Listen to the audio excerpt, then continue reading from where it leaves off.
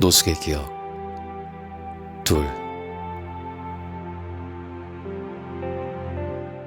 끝이 보이지 않던 노숙 생활에 난 어느새 몸도 마음도 지쳐가고 있었다. 야, 마 취직을 해야 돼요. 취직을 마. 예전 공군사관학교 자리였던 보람의 공원은 밤만 되면 근처 노숙인들이 모여들어 정보나 주먹을 교환하는 장소가 되곤 했었는데, 거기서 우연히 안면을 달게 된 일명 미화부장이 내게 한 말이었다. 그는 입만 열면 자기가 학창시절 미화부장을 역임했었노라고 자랑을 들어놓아 그쪽 업계에선 그를 그렇게 불렀었다. 내가 인마 중학교 다닐 때 인마 미화부장 됐었다고. 미화부장. 에? 미화부장 자식아. 에? 그때는 또 인마 내가 어마어마했거든 내가. 그의 말처럼 그 생활에서 벗어날 수 있는 유일한 길은 취업에 성공하는 일밖에 없었다. 그 시절 식당이나 유흥업소 같은 곳에 웨이터나 주방보조 등의 일자리를 얻게 되면 어렵지 않게 숙식을 제공받을 수 있었다. 하지만 신림동안에선 그마저도 쉽지 않았다. 80년대 중반만 해도 신림동은 요즘과 달리 종로나 명동 등 이름난 번화가에 비하면 조용하고 초라한 동네에 불과했다. 작은 카페나 레스토랑 등이 신림사거리를 중심으로 몇몇 산지에 있었지만 그 규모가 워낙 작아 요즘처럼 알바자리 같은 걸 얻는다는 건 쉬운 일이 아니었다. 순댓집들이 모여있던 순대시장이 그나마 외지인들이 많이 찾는 유일한 관광자원이었지만, 그 또한 규모들이 워낙 영세해 대부분 주인 아주머니들 혼자 모든 업무를 처리하는 1인 기업 형태를 띠고 있었으므로 그런 곳에서 일자리를 얻기란 불가능했다. 순대시장으로 진출할 수 있는 유일한 방법은 오로지 순대집 주인 아주머니의 양자로 입양되거나 그들의 내연남 같은 걸로 활동하기 전까진 달리 방법이 없었다. 야, 마 큰 동네로 가야 돼. 인마 큰 동네. 영등포. 어? 이런 데 가봐 인마. 그런 데 가야 인마 일자리가 있지 인마. 여긴 인마 희망이 없어. 희망이. 에? 너 인마 사람이 큰 물에서 놀아야 된다는 말 들어봤지? 야, 마 그지도 인마 큰 물에서 놀아야 돼. 계속된 미화부장의 조언이었다. 자식이 많은 게 있어야지. 하지만 난 첫사랑이 살고 있는 신림동을 쉽게 떠날 수 없었다.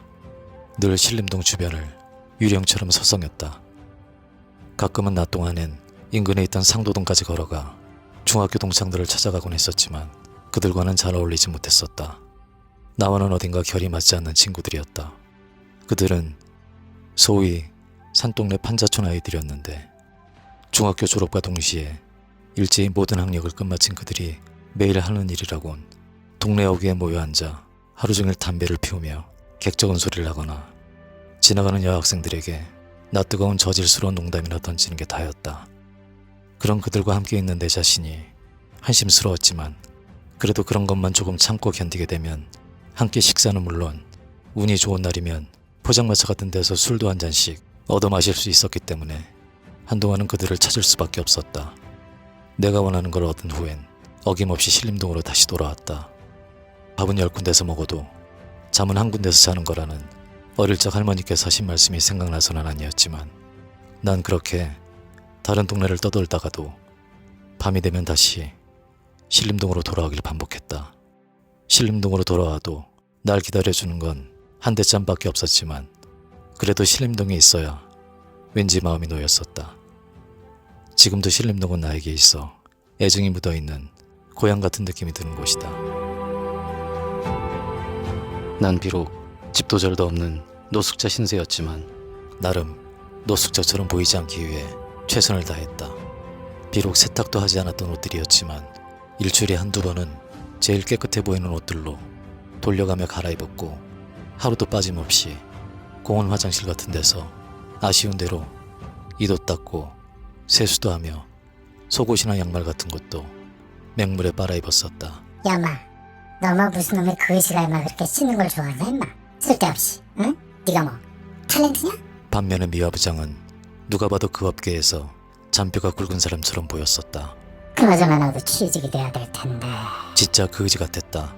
그지가 천직으로 보였다. 존재 자체가 민폐였다. 절대 가까이 하고 싶지 않아 난 그를 최대한 피해 다녔었다.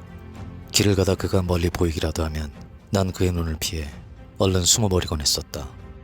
그는 폭력적이거나 가진 돈을 빼앗거나 하진 않았었지만 왠지 그와 엮이는 게 싫었다. 그는 어쩌다 나와 마주칠 때면 야, 탤런트. 그는 날 늘 그렇게 불렀었다. 야, 200원이 있냐? 200원? 200원만 있으면 내가 라면을 하나 먹게 된단 말이야. 야 근데 아직 취준 같았냐? 절치는 척을 했다. 난 속으로 같은 노숙자라도 나는 그와 다르다고 나를 다독였다. 그리고 취직을 한다 손 치더라도 왠지 그가 권하는 영등포 같은 데는 가고 싶지 않았었다. 가더라도 종로나 명동 같은 데로 가고 싶었다. 영등포는 왠지 여러 가지 범죄가 연상돼서 싫었다. 난 그 즈음부터 얼마간의 돈이 생길 때마다 지하철을 타고 종로로 가 취업에 도전하기 시작했다. 하지만 막상 웨이터나 주방보조 같은 종업원 구함이라고 적힌 구인 광고를 보고도 선뜻 가게 안으로 들어갈 용기가 나지 않아 주변만 서성이다가 돌아오곤 했었다. 그러던 어느 날 내게 생각지도 못한 엄청난 행운이 거짓말처럼 찾아오게 되는 일이 일어났다. 그날도 난 취업에 성공하지 못하고 지금은 없어진 명동 미도파 백화점 앞 버스 정류장에서 신림동으로 돌아갈 버스를 기다리고 있었다. 12월의 명동은 사람들로 꽉 차 있었다. 연말 분위기로 한껏 들떠 있었다. 나를 뺀 모든 사람들이 행복해 보였다. 그 많은 인파 속에서 웃지 않는 사람은 오로지 나 하나밖에 없는 것 같았다. 모두 두터운 외투에 손에는 하나같이 선물 가방들이 들려 있었다.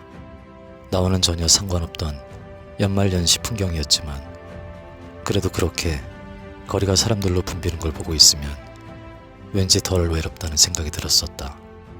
어느새 거리엔 어둠이 내려오기 시작했고 백화점 앞 계단 같은 데 주저앉아 버스를 기다리며 주워 모은 담배꽁초 중 하나를 꺼내 막 불을 붙이려는데 야 담배 있으면 하나 줘라.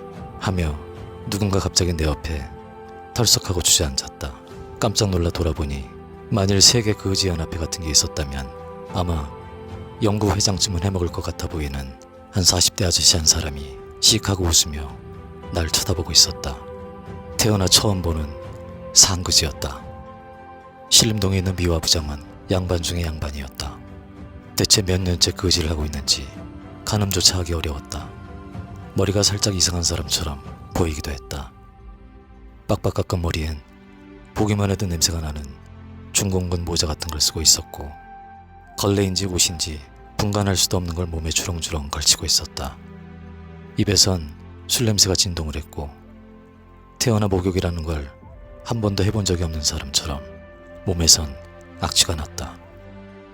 난 그가 무섭다는 생각이 들기 시작했다. 그는 겁에 질려 얼른 일어나 서둘러 자리를 옮기려는 내 팔을 휙 잡아 다시 자리에 앉히고는 담배 하나 달라는데 뭐 어딜 도망가 임마. 하며 여전히 실실 웃는 얼굴로 나를 쳐다보며 얘기했다. 난 하는 수 없이 주워 모은 꽁초 중 하나를 꺼내 그에게 건넸다. 그는 꽁초 하나를 잠시 번갈아 쳐다보더니 난데없이 메고 있던 누더기 같은 가방 안에서 새 달력 하나를 꺼내 달력 맨 뒷장 빈 종이 위에 파란색 매직으로 무슨 그림 같은 걸 쓱쓱 성의 없이 그려나가기 시작했다. 잠시 후 그림을 완성한 그는 자기가 그린 그림을 보며 만족스럽다는 듯 씩하고 웃더니 그 그림을 내게 내밀었다. 영문을 몰라 하는 내게 그는 받아 임마. 선물이야 임마 선물. 하고 기괴하게 웃더니 자리에서 일어나 인파 속으로 사라졌다. 그가 사라진 후 그가 그려준 그림을 보며 난 역시 그가 제정신이 아닌 사람이 분명하다고 생각했다. 초등학교에 막 입학한 저학년 중에서도 그림 그리기에 유달리 소질이 없는 놈이 팔로 그려도 그거보다 나을 것 같다는 생각을 했다. 그래도 난 별일 없이 그가 사라져준 걸 다행으로 생각하며 그가 건넨 달력 그림을 아무렇게나 가방에 쑤셔넣고는 신림동행 버스에 몸을 실었다.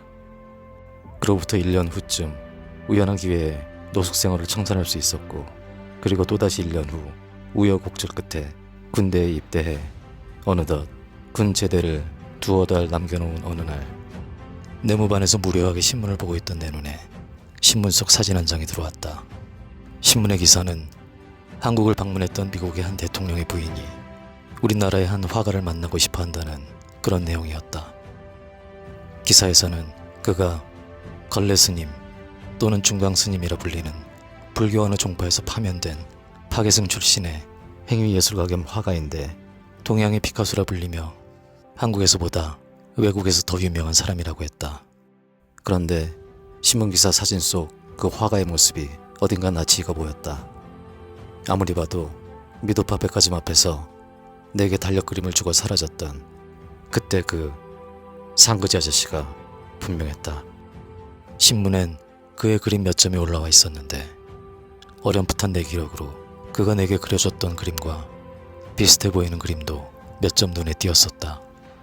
그때 그가 그려준 그림은 부처님 같기도 하고 동자승 같기도 한 주인공이 눈을 감고 기도를 하고 있는 그림이었는데 동자승은 그의 그림에 자주 등장하는 단골 소재라고 소개하고 있었다.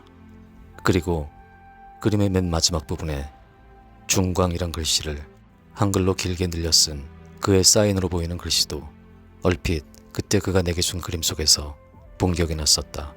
그리고 기사의 말미엔 그의 그림 한 점당 가격이 놀랍게도 그때 돈으로도 이미 수천만 원을 호가한다고 쓰여 있었다.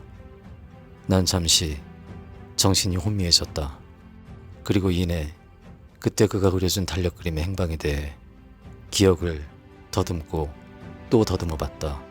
그리고 잠시 후 그 기억의 끝자락엔 어렴풋이 보라매 공원 한쪽 구석 벤치에서 주워 모은 나뭇가지에 연신 불을 붙이려고 애를 쓰고 있는 그놈의 미아부장의 모습이 나타나기 시작했다. 탤런트! 어디 가냐? 어우 추워. 야 어디 갔다 오냐? 취직은 했냐? 아 야 너무 종이 같은 거 좀 없냐? 종이? 어? 야 그저께 눈이 와가지고 나뭇가지가 다 젖었어. 북이 안 붙어 북이. 어우 추워. 종이도 다 젖고. 아 이거 뭐야? 달력이네? 어디서 났냐? 야 임마 그지가 임마 달력이 뭐 필요하냐? 날짜라는 게 궁금하냐? 추우면 겨울이고 더우면 여름이지 임마. 아우 추워. 이것도 뭐야? 네가 그렸냐? 야 이 새끼 이거 그림도 그지같이 못 그리네 이거. 내가 임마 발로 그려도 임마 이거보다 낫겠다 임마. 나 또 살다 그림 이렇게 못 그리는 놈 또 처음 보네. 그림을 이렇게 못 그리니 그지가 됐지 임마. 야 최소한 임마 사람 얼굴이 눈, 코, 입은 제대로 붙어 있어야지. 이게 뭐냐 임마 이게. 참, 내가 중학교 때 미화부장 할 때 말이야. 그땐 또 그림도 그냥 어마어마하게 잘 그렸는데. 야 잘됐다. 태워도 되지 이거. 아우 추워. 야 잘 탄다. 아우 됐다 이제. 아우 추워. 아우 따뜻해. 됐어 이제. 응? 됐어.